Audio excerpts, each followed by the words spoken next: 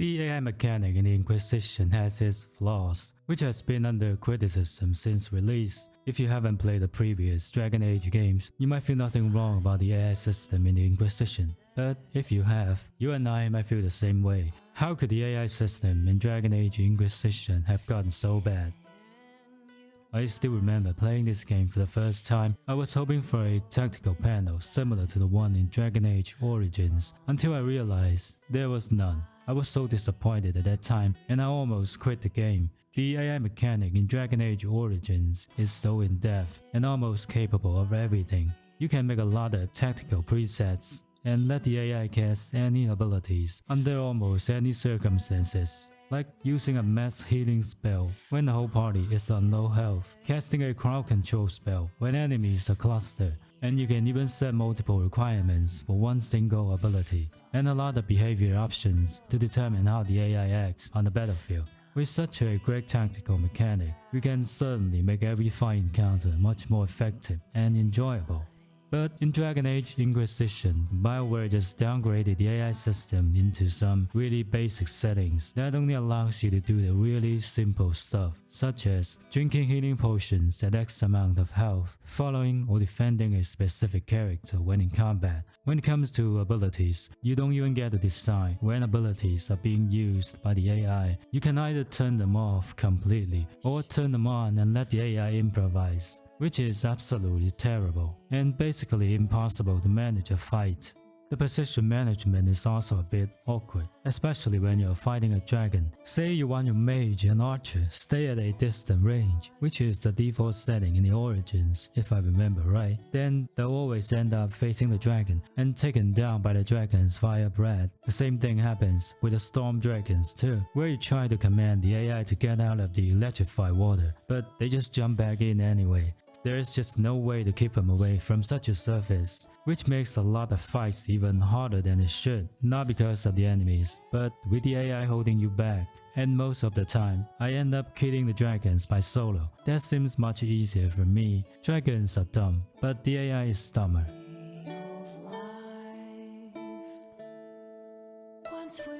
Then you have this tactical camera, which allows you to make micromanagement when in combat. In the tactical view, you can inspect enemies and find their weaknesses, and issue commands to make them fight more effectively. But you can issue multiple commands at the same time, which still seems pretty nice, cause that's kinda what we do in Dragon Age Origins. But turns out it's much harder to use than in the Origins. First, you need to hover the cursor over an enemy, which in the past can be easily blocked by obstacles. And most of the time, the view just can't cover the whole field, and you have no idea where the mobs are attacking you from.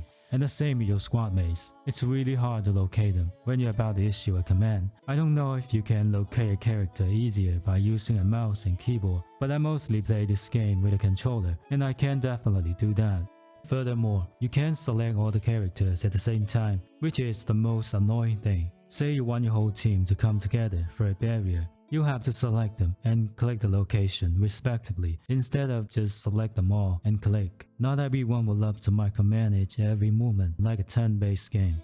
And the AI pathing problem is also a bit awkward. They often got blocked by the mobs and waste a ton of time trying to reposition themselves. With all these annoying problems, it just feels unnecessary to use the tactical view. To be honest, I barely use this in my gameplay.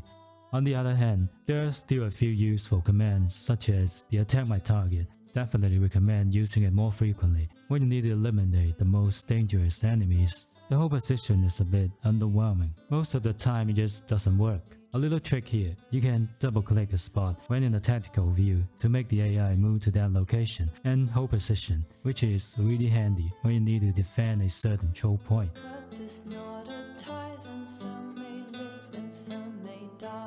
The AI mechanic in the Inquisition is not that great. We can still make the AI suck less. Here's how things work. Despite lacking the tactical panel, each ability still has their own requirements for when they're being cast. They're just kind of doing the calculation in the background.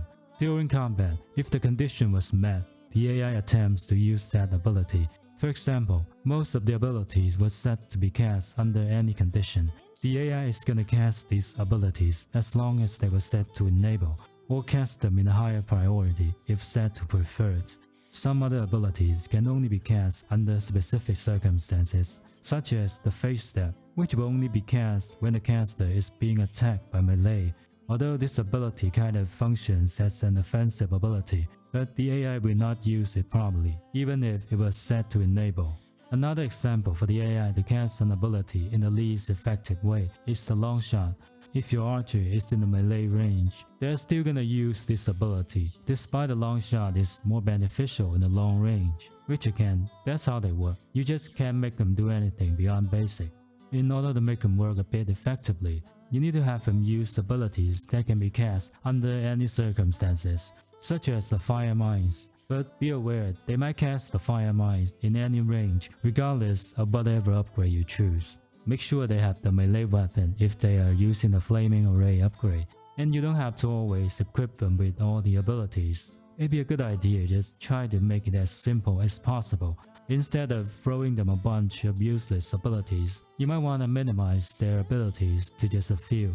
For some classes, you might as well give them 4 to 6 abilities, as more abilities might confuse the AI and make them less efficient. Fewer abilities also help with your character building, making it easier to manage your skill points, rather than disperse them in different skill trees. You can also tweak the targeting behavior to suit your playstyle. Following a certain character will make them more aggressive, and they're more likely to attack the same target.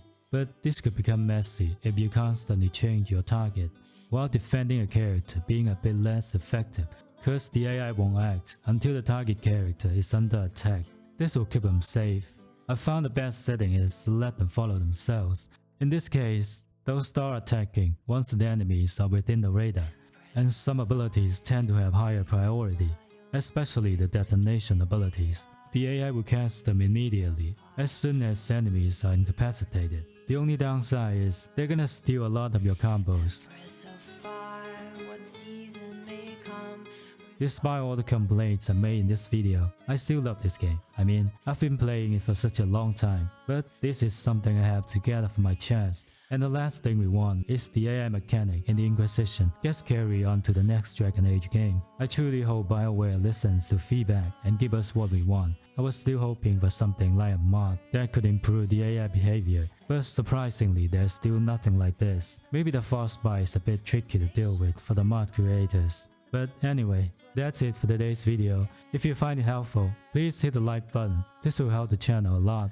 And thanks for watching. I'll see you guys in the next video.